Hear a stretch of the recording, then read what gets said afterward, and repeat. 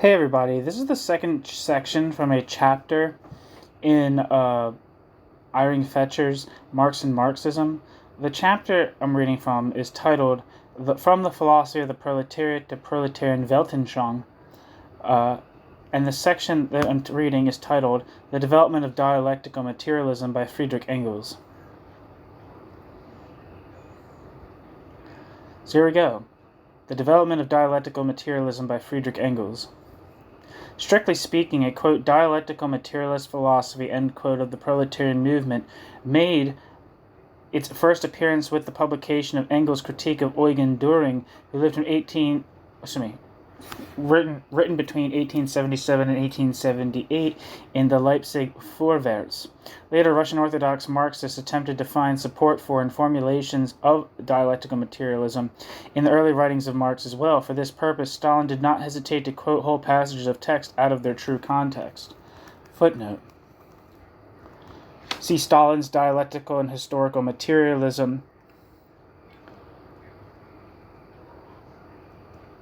where one passage of Hobbes from the Holy Family is taken out of context, that the impression is given that Marx is describing his own position. Johannes Lanz of Ost-Europa, Volume 3, points out an even more blatant falsification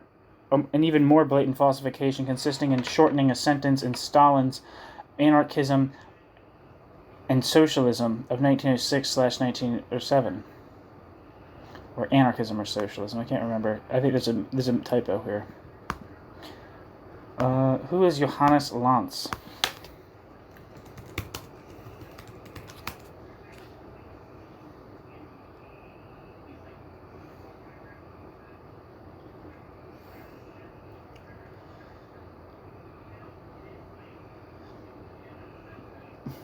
There we go.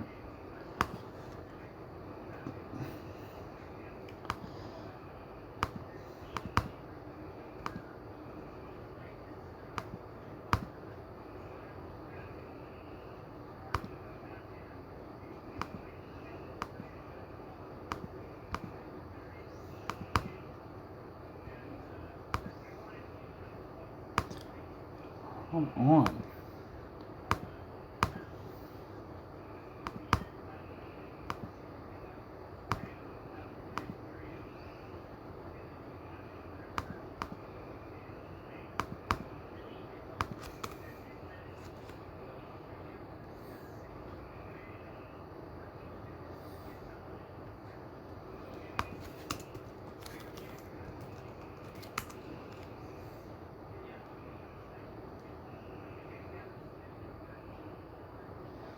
Yeah, I can't find the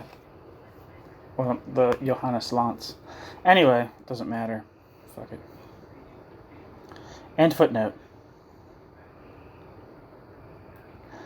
Although Engels, as a philosopher with encyclopedic training, always showed an interest in natural scientific problems, this extension of socialist theory was in no way the result of a, quote, inner drive, end quote. Quote, on the contrary, end quote, Engels writes in the old preface, quote, my friend Liebknecht will testify to the difficulty he had in persuading me to criticize the latest socialist theory of Herr Dühring, end quote. That being not Karl Liebknecht, but I think it's Wilhelm Liebknecht at this point.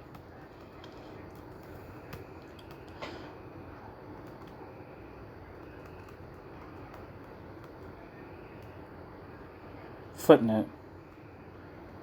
Friedrich Engels' Dialectics of Nature, published in Berlin, 1962. Where am I? And footnote back to the text. There was without a doubt a tactical party political motive behind the basic philosophical text of his Dialectical Materialism. The, quote, young party which had just been definitely united, end quote, should be given, quote, no opportunity for sectarian splintering and confusion, end quote. The great public success of Dühring's writings, even in proletarian circles, betrayed a real interest in general philosophical questions. Footnote.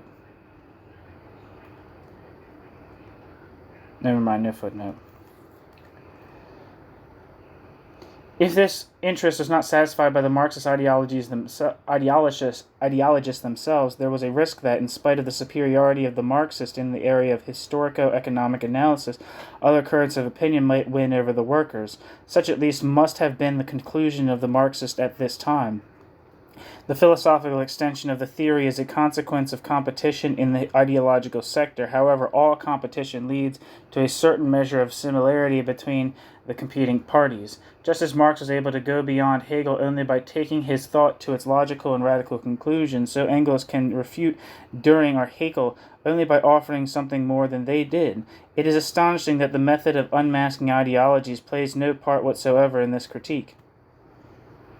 Footnote.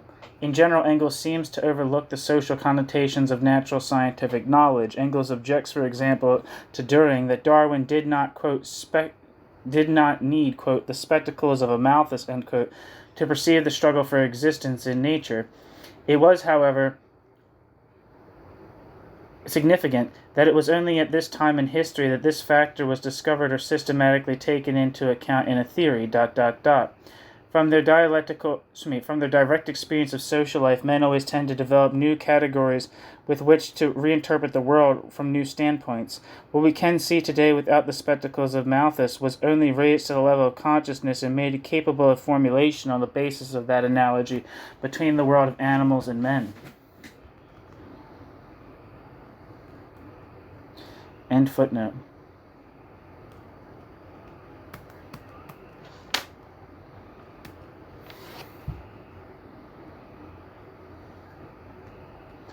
At no point are the deviations and errors of the opponent traced back to certain specific class characteristics, except for the occasional use of the qualification, quote, petit bourgeois, end quote, which is not developed.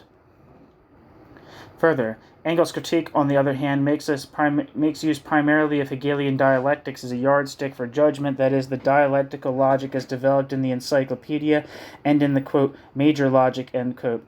While, therefore, for the young Marx, the phenomenology of spirit formed the central point for his debate, the mature Hegel now steps in to replace the younger Hegel. Admittedly, Engels, like Marx, rejects, quote, Hegel's system, end quote, as idealistic, but this does not prevent him from searching for a system himself. The old preface contained the sentence, quote, however impossible I find it to propose a different system to replace Herr Düring's system, end quote. But 2 pages farther on, it is emphasized that the empirical natural science must be arranged systematically according to their inner context, for which purpose only theoretical philosophical thought could be of help. The dialectical categories play a decisive part in this task. Dialectics, however, contains, quote, the germ of a more comprehensive Weltanschauung, end quote. Quote, germ of a more comprehensive Weltanschauung, end quote. A. The full contrast between Marx's philosophy of the proletariat and Engels comes to light when we attempt to discover how both thinkers understood the, quote, abolition, Aufhebung, of philosophy, end quote. For Marx, this abolition is possible only through a, quote, realization, end quote, a radicalization which replaces liberation through a different form of thought by liberation through social transformation, so that at one and the same time philosophy is superseded and its aims fulfilled. For Engels, on the other hand, the position appears as follows, quote, the old materialism was, negated by idealism, but in the further development of philosophy, bracket, exclamation point, end bracket, idealism also became untenable and was negated by modern materialism. This negation of negation represents not merely the reintroduction of the old, but adds the entire thought content of 2,000 years' development of philosophy and natural science, as well as 2,000 years of history itself. It is not a philosophy at all anymore, but a simple Weltanschauung, which has to establish and prove itself in the real sciences, end quote. Engels' abolition of philosophy therefore consists in its conversion into a, quote, simple Weltanschauung, end quote, or into the individual sciences in which alone this Weltanschauung can be manifest, since, quote, once the natural and mental sciences have absorbed dialectics, all the philosophical trappings, apart from the pure doctrine of thought, will become superfluous and disappear in positive science, end quote. Engels.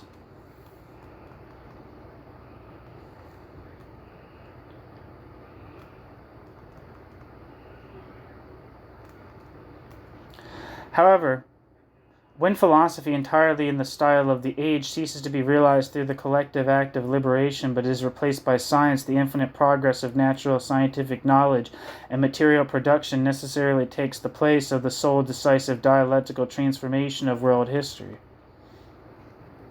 Footnote. See on the question of the relationship between Marx and Engels the detailed study by Hermann Bolnov, quote, Engels, Auffassung von Revolution und Entwicklung in seinen, quote, Grundsätze des Kommunismus, end quote, 1847.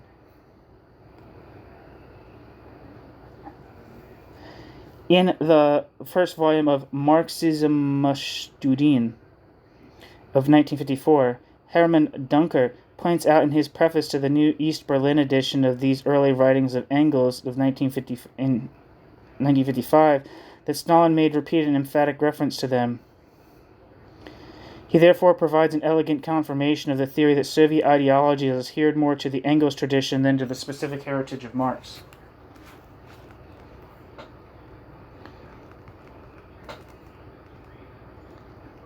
End footnote.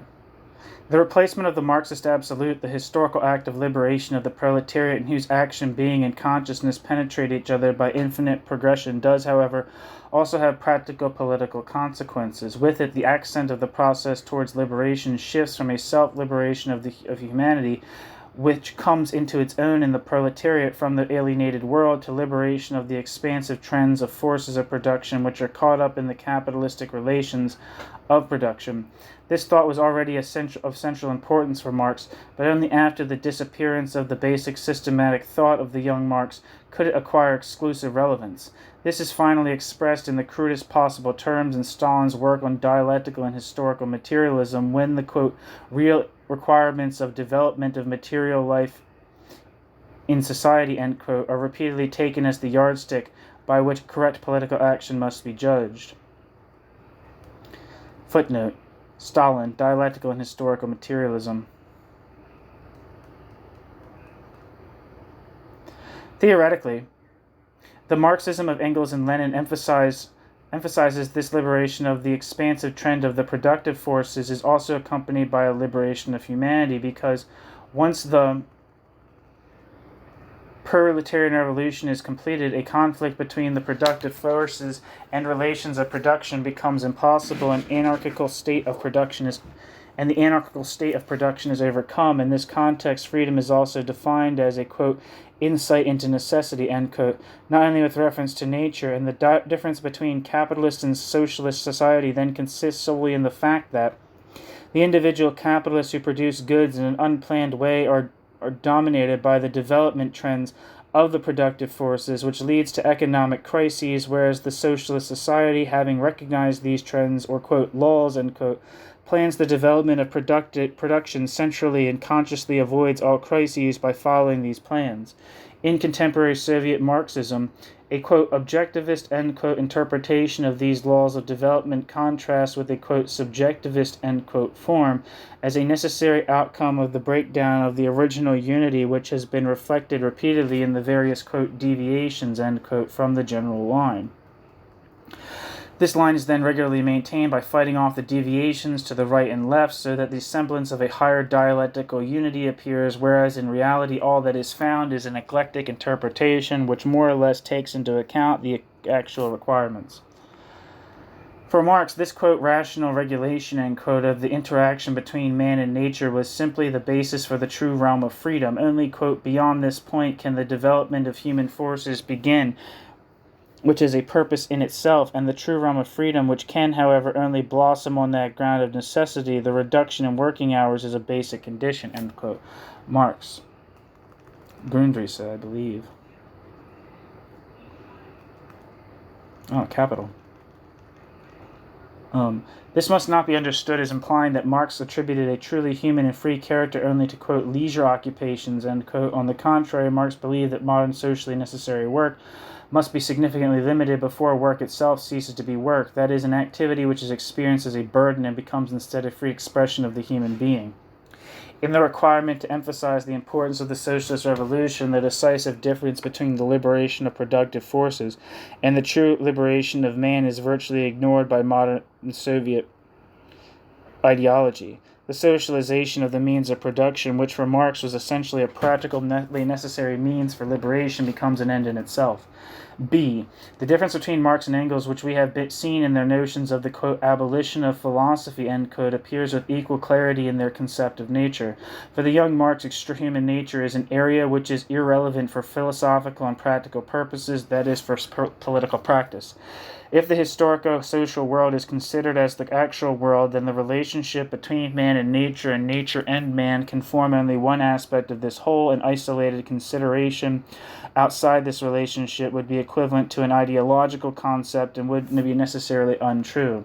For Marx and Hegel, truth is always the whole. Therefore, Marx also rejects the question of the active origin of man with a reference to history, since, quote, the whole so-called history of the world is nothing other than, the production of man by human labor, the development of nature for man, end quote. The production of man by human labor, the development of nature for man. The German ideology states, quote, we know only one science. We know only one science, the science of history. History. History can be considered from two angles, History can be divided into the history of nature and the history of man, but these two aspects cannot be separated. As long as men exist, nature and history are prerequisites for each other. As long as men exist, nature and history are prerequisites for each other. The history of nature, natural science, does not concern us here, end quote. Marx. Nature has a history only with reference to man, and man has a history only with reference to nature. The growth of nature into man is not the development of the biological substrate by the process of humanization of nature and disowned nature by man's labor. Nature is therefore sublimated, aufgehoben, by Marx into human history, in which nature first arises, quote, for man, end quote. In the case of Engels, on the other hand, the difference between nature and history is blurred with the help of a dialectically interpreted theory of evolution, quote. Dialectics is, nothing but the science of the general laws of movement and development of nature, human society, and thought, end quote, Engels. The one decisive dialectical transformation, the realization of the historical process in the collective action of the proletariat, is therefore necessarily leveled out. The whole of reality is matter in motion, undergoing development, and human thought is one of the, quote, forms of movement, end quote, of matter, naturally follows the same dialectical law. With the this generalization of the dialectical structure, however, the specific dialectical relationship between class consciousness and historical movement is destroyed. The revolutionary achievement of philosophy disappears from view, since the thought which, quote, reflects, end quote, or, quote, portrays, end quote, the objective dialectics of nature has no active role. The parallel movement of nature and society must also lead to an abandon of the, quote, conscious, end quote, factor in the historical process.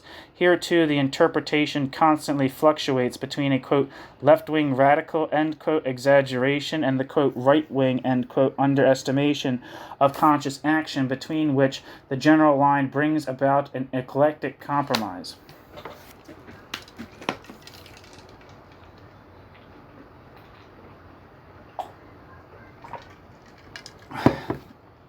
It is true that Engels detects a difference in the development of nature and society, but Engels represents the difference in the development of nature and society in such a way that in the last resort it can be overlooked. Quote, in nature there are ... unconscious blind agencies which interact, and in the interaction of which the general law is expressed. On the other hand, in the history of society, active men are always those who are endowed with consciousness and work towards specific purposes. Nothing is done without a conscious intention, without an object in view. But this difference, however important this difference may be for the historical investigation of individual epochs and characteristics, cannot change the fact that the course of history is dominated by general inner laws. Here, too, chance dominates on the surface, ... In most cases, the many purposes cross and conflict, ... The collisions between innumerable individual wills and actions bring about a historical state which is entirely analogous to the condition which prevails in unconscious nature, ... End quote. Engels, Ludwig Feuerbach, and the End of Classical German Philosophy. There's a footnote I missed. It says, the theory of reflection developed by Engels had already been put forward in detail by Joseph Dietzken in Das Wesen der menschlichen Kopfarbeit. That's from 1869. V.I. Lenin further developed, continuing the work of Engels and Dietzken, the, quote, epistemology of dialectical materialism, end quote, in his major philosophical work, Materialism and Imperial Criticism of 1908. End footnotes. When Engels here speaks only of individuals who are dominated entirely, as in the case of Hegel, by the, quote, cunning of reason, end quote, Engels plays down the role of class consciousness in the revolutionary breakthrough in which the meaning of the evolution of events becomes transparent and self-aware. This is a process which will only come fully into its own in the class consciousness of the proletariat, which eventually achieves the historical meaning of the evolution by playing down the role of revolutionary class consciousness formation, transforming reality and with reality itself, and by omitting the decisive prospect of a proletarian acting consciously. Engels brings the historical process closer to the natural process and the dialectics. The socio-historical totality can come into its own in the conscious proletarian action, but not nature, which can never be fully grasped by the infinite progress of natural scientific research. It is only on the basis of the speculative idealism of Hegel that nature could, quote, come into nature's own, end quote, in the dialectical thought of man. From the materialistic standpoint, that is impossible. Therefore, when Engels equates the natural and historical processes, Engels necessarily cancels the decisive philosophical thought of Marx. In place of the young Marx, who continued Hegel's thought, there appears the old Hegel, without his spiritual preconditions. Footnote, Engels, quote, Hegel, whose summary and rational grouping of the natural sciences is a greater achievement than the whole baggage of materialist nonsense, end quote. Dialectic of Nature, Engels, end quote. If Hegel views nature as a manifestation of the eternal, quote, idea, end quote, in alienation, and this is so serious a crime, what are we to say to the morphologist Richard Owen, who states that the original idea that was already embodied in various forms on this planet long before the existence of those animal species which now embody it? That's from a book by a guy named Richard Owen titled Nature of Limbs, published in 1849. Continuing quoting Engels, if a mystic natural scientist states this without any second thought, we can accept it. But if a philosopher says the same thing with the afterthoughts which are in the last resort correct, albeit perverted, then this is mysticism and an unspeakable crime, end quote. Engels. Engels is closer to the idealistic monism of Hegel than Hegelianism in its dualistic Platonism. The French humanistic intellectual Marxism, which came from the resistance, was so firmly aware of the contrast between Marx's aims and Marxian orthodoxy described here, that French humanistic intellectual Marxism identified the, quote, old Hegel, end quote, with Soviet ideology.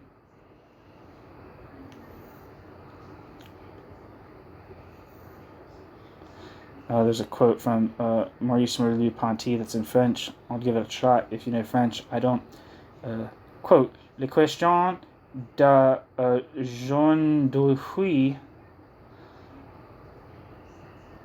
est de savoir si les vieux Hegel aura raison du jeune Marx. That's from Humanisme et Terreur from 1947.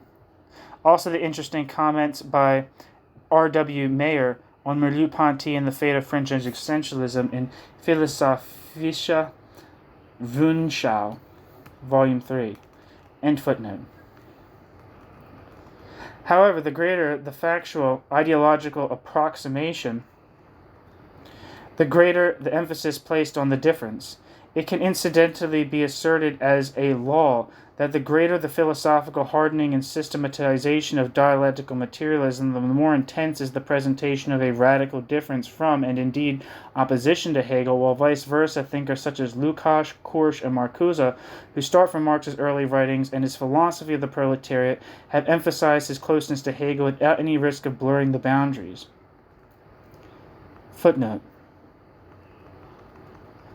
See the discussion in the East German Deutsche Zeitschrift für Philosophie on the relationship between Marxist and Hegelian dialectics, subsequent to an article by Rugard Otto Grope. I've already talked about Rugard Otto Grope in other pieces, asserting that Marxist dialectics has little or nothing to do with the Hegelian form, an assertion which was, however, sharply rejected by many participants in the discussion. End footnote.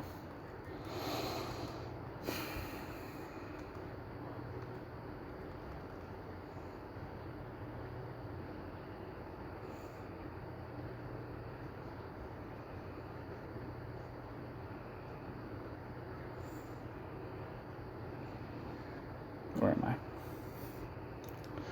In reality, the young Marx differs more radically from Hegel than the Engels of Anti-Düring and the Dialectics of Nature. While the young Marx praised Hegel to a higher level and materialized Hegel's thought on a new plane, the Engels of Anti-Düring merely, quote, castrated, end quote, him. C. The main theories in the dialectical materialism of Engels, which today still belong to the firm stock and trade of Marxist-Leninist ideology, can be listed easily. 1.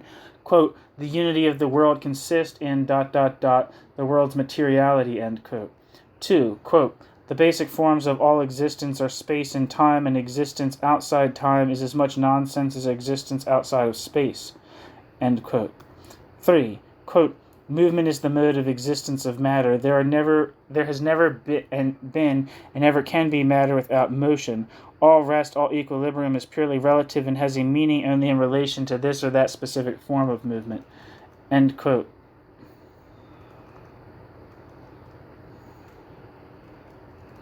Engels.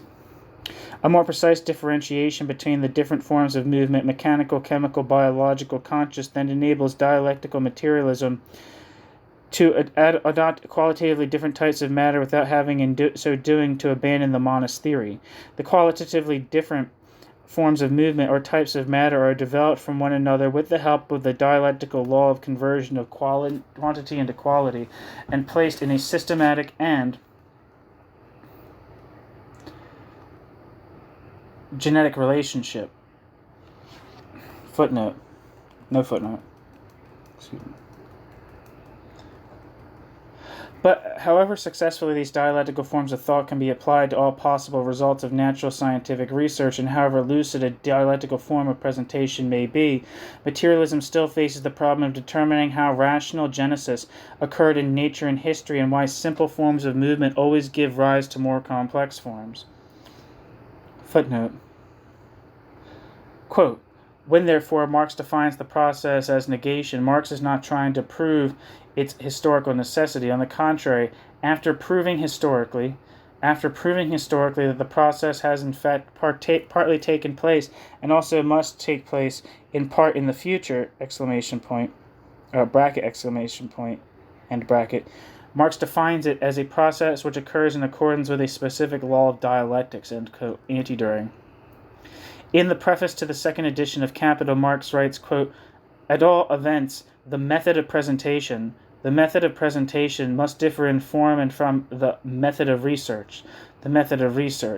Research must appropriate the material in detail, analyzing the material's different forms of development, and discover the material's inner links.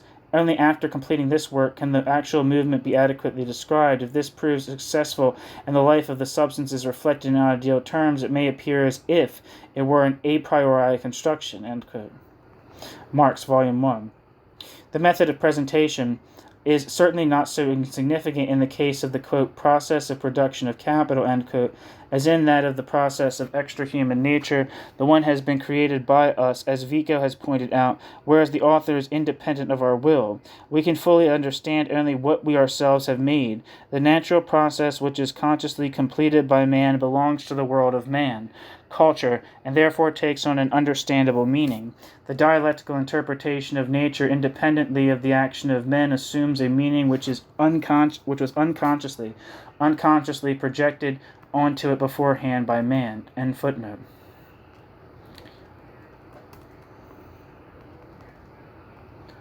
The only rational materialist standpoint seems to be the one which considers factual development as essentially accidental, since it never properly assumes a tendency towards realization of meaning in simple dead matter without becoming untrue to itself. Engels, however, emphasizes specifically against Haeckel, not Hegel, Haeckel, Haeckel, quote, that matter develops the thinking human brain and is that matter develops the thinking human brain is a pure chance, ... In reality, however, it is the nature of matter to advance towards the development of thinking beings, and this, therefore, necessarily occurs wherever the conditions ... exist, end quote. Engels, Dialectics of Nature. Evolution understood in dialectical terms is therefore at the same time logically as necessary as in the Hegelian system. What Hegel projected into the supreme logos, and thence into nature, must now be attributed to matter itself. The Hegelian system is therefore taken over completely, except that the logic prior to the encyclopedic process is eliminated. By its very nature, dialectical thought makes for an understanding of movement. The process described by the natural or social sciences becomes understandable through its dialectical presentation. Thought which progresses by dialectical movement is able to appropriate objective movement for itself. This philosophical appropriation of the results and hypotheses of natural scientific research is also essentially the aim of Engels and Engels' opponent Eugen Düring. However, all these attempts have nothing to do with natural science itself and the methods of natural science, since Engels' repeated but vain attempts have been made to bridge this gap and show the scientific nature of, quote, dialectical philosophy, end quote, itself, which is able to assimilate all scientific results. However, it can hardly be referred to as a, quote, method of finding new results, end quote, in natural science. Anti-Düring. On the other hand, the materialistic dialectics has made it possible to fix outmoded philosophical positions, their verbal retention in a changed state of research, and is repeatedly used to reconcile scientific progress, also recognized in the Soviet Union, with the antiquated late 19th century monist materialistic Weltanschauung. This Weltanschauung, which coincides well with the Düring and Haeckel, with that of Düring and Haeckel, is held to with religious fanaticism. Footnote. Engels therefore shares with Haeckel the materialistic monism, to which, unlike the latter, he adds a certain dialectical gradation, while Haeckel identifies it with mechanism. In Haeckel and Düring alike, Engels repeatedly detects borrowings, conscious or unconscious, from Hegel's logic. Against Düring's assumption, quote, from the mechanics of pressure and impact to the linking of sensations and ideas, there is a uniform and single ladder of intermediate steps, end quote. Engels has only one objection, namely that the dialectical category of the qualitative step is disregarded here. Evolutionism, materialism, and atheism are aspects which Engels shares with both thinkers, even if Engels considers a direct form of action against religion, as demanded by Düring, to be superfluous, because this fantastic reflex of the alien power of capital, which today still dominates man's life, will disappear of its own accord when this power disappears. End footnote.